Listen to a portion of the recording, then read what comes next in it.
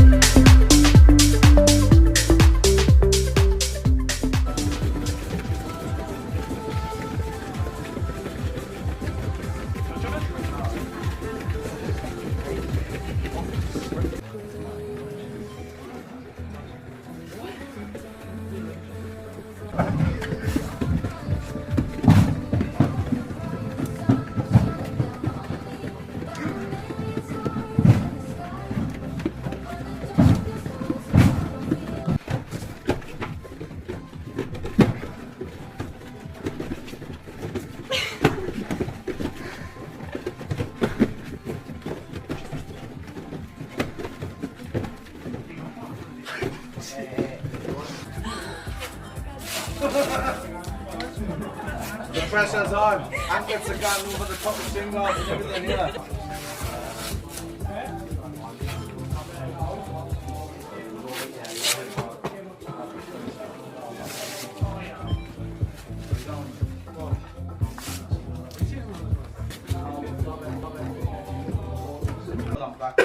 Right, watch.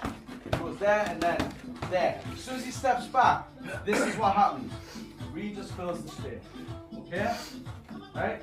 Generally, in amateur fights, they fill the space because the space is there. Alright? And that's the opportunity to hit them with the rhythm breaker. Okay? So we'll go again. Kick, inside, step out, straight in, nice and fast. Okay? You'll catch them either opening up or relaxing or thinking it's their turn. Alright? So just whip the high kick. Make sure you're ready for it though, use that, okay? Because it's going to come in fast. You ready? Let's go. Lovely, good. Now you're going to go there. You can come inside, there, back, and then 1, 2, and then outside. Perfect. Lovely, and then go.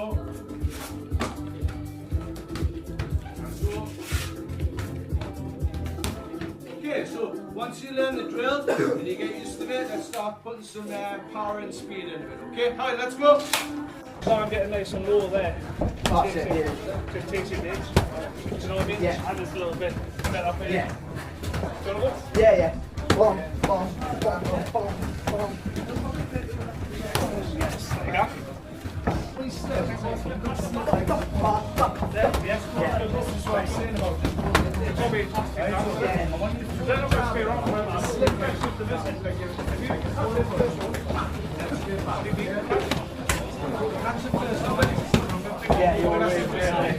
it'll be fast. Yeah. So how much I do the weight?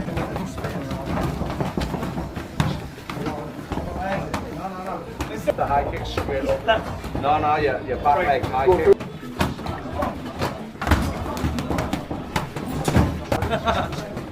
Are they doing it right? Spot on. You get that little loose half step out. Okay?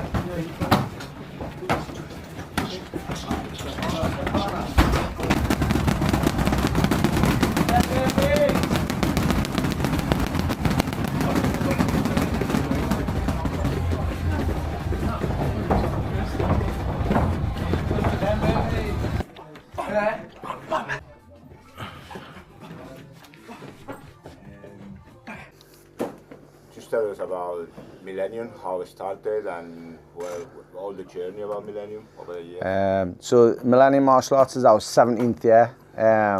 So we've been here a while. Started off because we didn't have anywhere to train. Every time we found a good gym, it closed, or it was church halls and boxing gyms. Sick of looking for sparring, so we decided to put this together. It wasn't supposed to be an academy, it was just somewhere where we could get our training in for our fights. and then they started bringing their kids, and then they started bringing their friends and family, and then before you know it, we needed a timetable, and then it's turned into this. So. Good. What are you more proud of, Millennium, at the moment? What you from all these years? Because 17 years is quite a lot for a team. It is. I mean, you must be. You did create a solid foundation. Mm-hmm. So, what's the more proud moment when you think like, yeah, we got now a team? I think probably not so much like. I think it's just we've been here, we've been consistent. I think that's the biggest thing. We've shown we're students that like you've got to turn up. If we've been here for 17 years, we've turned up every week, you know, and I think that's the biggest message for anyone in martial arts. You just got to turn up. So I know we've had successful fighters and people getting good at kickboxing and all sorts and boxing, but I think the biggest thing is just like we've managed to get through some stuff over the years. Everyone's been through COVID and all this carry on, but like we're still here and we're still going strong. So. Tell us a bit about your fighters. Which kind of fighters you've been creating in Millennium? I think we're a mix of styles. Like we're probably, if you were to say a style, we're more Dutch style, but we've got the Japanese kicking as well, and we know how to clinch. Well, not like Muay Thai clinch, but in kickboxing terms, we can clinch as well. So we've got a good mix of all the styles. But we do like the pressure. We'll go up and down the levels and we'll pressure, get the angles and pressure again. So I've tried to produce pressure fighters. Tell us a bit your background about before Millennium, what you're doing and what you did, how you learned, how you got involved into the sport. Yeah, like any kid, I was 7, my mum and dad split up, ended up on a council estate, got chinned off everyone on the estate. My mother got us into Muay Thai, so I started in Thai boxing. My granddad was a judo instructor, so already born into martial arts. So I was kind of like, in the striking side of things, it was Muay Thai in the beginning. Again, they closed, it was just in a TA centre, like most gyms, they were just like pop-ups. But that gym was, the guys who trained there trained with Paul from Silver, Paul Pearson. So good pedigree. And then obviously I went into freestyle karate. And then as I was in freestyle karate, I met Barry Norman from Southampton, because he used to do the freestyle gradings, and I did my gradings there, and he basically tapped my mother and says he's good, you should come up and do the Thai boxing. So I got back into the Thai boxing with Barry. Was there for a few years, but it was a long travel, and then I went into kickboxing, which was kicks above the waist for a lot of years, because there was no low kick. It was all kicks above the waist, and then eventually got back into the low kick in my 30s really. Had a few fights in my 30s and then retired. I got too old, hip problems, and then here we are. So. Tell us about, obviously Blyth is notorious, well it was notorious a while ago, got in a rough area. Yeah. What do you think Millennium is made to change the youngins around Blyth? I think it's massive for the community. Not just us. There's other gyms. There's boxing gyms and there's karate clubs and other. I think martial arts is integral for most places like Blyth. You need to give them somewhere to go. There's some great kids in Blyth, but there's some that are on the edge of doing stuff they shouldn't. And sometimes this can keep them off that path, and I think we've done that over the years. I think you've just interviewed a few of them, and if we're here, they'll turn up. If we weren't here, they'll be doing something else. They'll be still using that energy somewhere else, so it's really important that we're here for them. That's a bit compromised question. Tell us one of your best fighters that you had in the gym. I think had loads, we've had loads. I don't. Would you say? I wouldn't say best. I would say probably most successful. But you've got to look at the most experiences. Kyle Todd, Joe Johnson. They fought in Holland, all over the world, Abu Dhabi. They've been everywhere. They fought everybody. Like Northern Bemo, all the top names. The fights we're supposed to lose as well, and we've been in there and won some of them, lost some of them. But yeah, but then you've got generations coming through who are looking up to these first guys like John, Kyle, Pete Heimers, Nathan Ryder. Sandra's been there from the beginning. And they're looking at these guys, and then they're building from there. They're getting better every generation. And you've got like Levi, Jordan, Reed, Liam Little, they're all now 18, 19-year-old, and they're so sharp. You think like Kyle and that were good. These guys are like a level up again, but they just need that experience. But yeah, it's a bit. I think we haven't got one fighter in particular that's the best fighter. That's what's good about the gym. They all train together. We don't single anyone out. I don't say, like, you're the best fighter, I'm just going to spend all my time with you. We spread it between everyone in the gym. So, like you said, you achieved a lot of things in the gym with your fighters. Anything that you still like in the back of your mind, I haven't done that and I would love to do that? Aye, loads. Loads. Anything in particular? Yeah, I want to. We've gotten a Wacko Gold as a junior. I want Wacko Gold as a senior as well. So I want senior Wacko Gold. Not just one. I want like you say, the generations to come through, and us to be known in Great Britain as like getting those gold medals, because it's never happened before we started getting them. Professional world title as well, legit one. You can see there's loads of world titles. We haven't got a legit world champion in my gym just yet, but that's I would love that. You know what I mean? We've got millions of belts, but belts are like trophies sometimes, and I know what's what, and I want a legit world champion. But I'm happy just as long as someone's getting better every time they train. That's what I'm in there for. So. Where you see Millennium in a few years' time? A few years, just like I say, we're just here grinding, doing the same thing, producing champions, producing a place where, look at them all, they're not just training, they're all sitting about and socialising, making plans and stuff like that. That's what it's all about. If this isn't here, there'll be a lot of lost people, so that's that. Just keep doing what we're doing.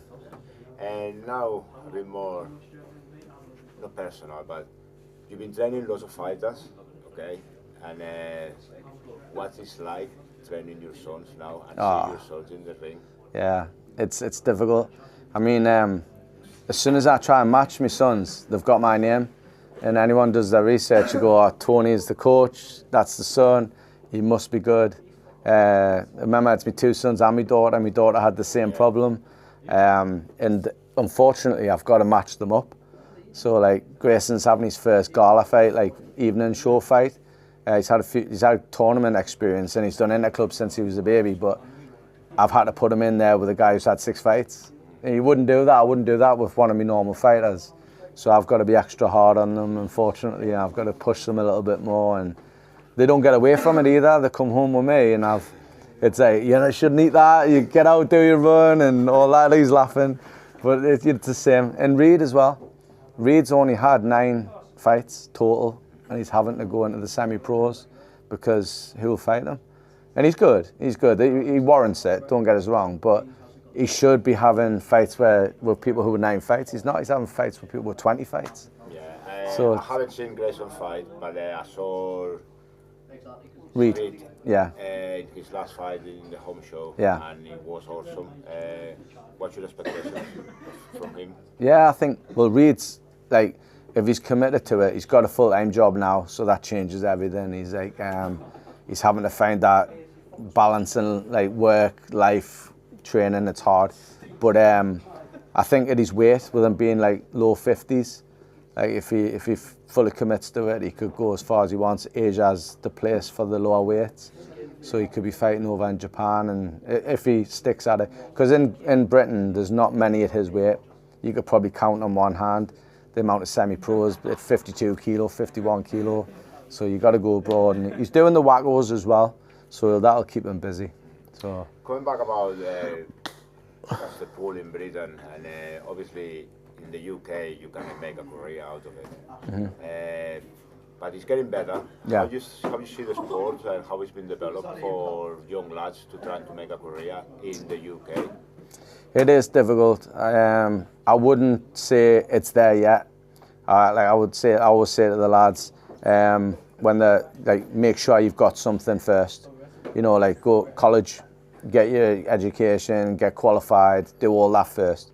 Because if you rely on fighting, you put all your eggs in that basket, one injury could spoil that straight away. But I just don't think there's the money in the UK just yet. It needs investment, like any sport. it needs that investment. And hopefully just one day we'll get the right investor to see how exciting our sport is, and they go, oh, that would be ideal. And you know, like anything, if you think of the UFC, it was on its backside before it got investment. So it just takes a spark and the right person with the money just to put it where it needs to be. But at the minute, it's down to just dealing with good promoters, getting peers here. Like I say to Joe Johnson, who's probably our most experienced pro at the moment, because Kyle's like took a back step, is a backseat, sorry, not a back step. Is like, Joe, just think of your professional fighting purses as like, that's your holder fund. It's not going to pay your mortgage, it's not going to pay this, it's going to make your life a little bit better. And you're doing something you love. Okay, so you should love it before you're looking for money. Now going back to Waco and what's it called, K1 GB? Yeah, Kickboxing GB. Kickboxing GB. Obviously, Kickboxing GB has been for a while now. How do you think these organizations now is helping to the young? It's a pathway. So, you know, it's something that's been missing in kickboxing for years, like because of all the different associations. And if you think of boxing, like you've got the amateurs and you've got nothing else. You've got the amateur, it's a pathway to being an Olympian. And I think that's what Waco basically gives you. You don't get us wrong, you could still go down a different association pathway and be successful in kickboxing. But the way they do things, the way they look after a young fighter, the safety, the medicals, everything's just bang on. It's following the same route as amateur boxing, but I honestly think they're doing it a little bit better, because being aware with the squad and listening to the coaches and listening to the hierarchy, like it's all about safety, safeguarding. It's so paramount with the kids. And if you think about that, if a parent's trusting you as a coach to bring a kid through into a combat sport, you want to make sure everything's in place. And that's what it gives you. So I can sleep at night knowing that, dealing with that Kickboxing GB, that's what's happening. Now tell us a bit your involvement with Kickboxing GB. Yeah. What do you do for them? So I'm the K1 coach at the moment. There's me and Phil Wetton, and Mark Watkins is the head ring coach. But he's looks after all the ring sports. But he leaves me to look after the K1 fighters, and we've got quite a few of our fighters that represent GB, so there's a lot of our guys that are involved with it, but they're from all over the place, Wales, Scotland, all parts of England, so it's a nice big squad now. Tell us a bit what you've been doing and what's coming up for Team GB. So we've got the World Championships for the juniors in Jesolo, Italy. That's in September. Three of our juniors have been selected, which is Maya, Liam Little, and help us. Who else? Ryan Tweddle. Yeah, Ryan Tweddle, sorry. So them three. We're going down to Lilleshall this weekend to do the big squad training, which is like a weekend camp. And then the senior squad will be announced at the end of the camp.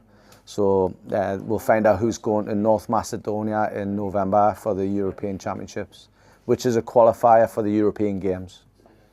So how you see the level of in the UK? Is a good level to compete against all the other countries? Yeah, early days. I would say early days. We're nearly there. We've got a few fighters that can do. You can do it, but we've got a lot of fighters that are missing that experience in the WACOs because there's not as many shows or the scoring system in the UK. So you'll see a lot of the good fighters, especially in the juniors, they'll go to the cups all over Europe, the WACO cups, and they'll gain an experience. But I think it just needs a few more tournaments in the UK, and then we'll see the level rise. Because the European countries will travel to the UK for the end of the cups. But at the minute, it's tough. You've got pros, like, because a lot of these countries are funded, you see, like so Turkey and the Kazakhstan, Azerbaijan, they get a lot of funding. So if they bring a gold medal back, they're going to get money for it. Like in the UK, that isn't the case. So it's all, we have to pay for ourselves to get there. We've got to do fundraisers and GoFundMes and all that just to get the athletes away. So it's difficult. If that pressure wasn't there to do all that, you'd see the team would grow. It would invite like more people into the sport, into Wacko, sorry. Tony Cunningham, I'm head coach at Millennium Martial Arts and King Street Boxing, both on King Street, Blyth. You can find us on Instagram, Millennium 400, Facebook, which is Millennium Martial Arts and Fitness, King Street Boxing and King Street Boxing and Fitness on Facebook.